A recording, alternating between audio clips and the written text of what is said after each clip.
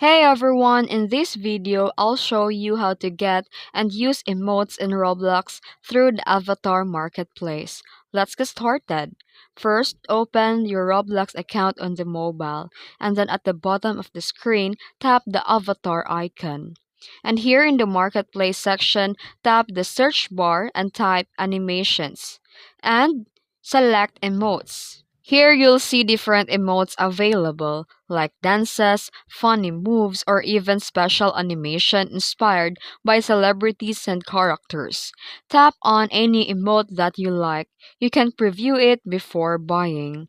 And to get the emote, you need a Robux. Just tap buy and confirm the purchase. And once it's purchased, go back to the avatar editor and tap emotes and add it to your emote wheel. Now, when you're inside a game, you can open the emotes menu and use your new emote anytime. And that's it. You know how to get and use emote in Roblox through Avatar Marketplace. If this tutorial helped you, don't forget to like and subscribe for more tutorials. Thanks for watching.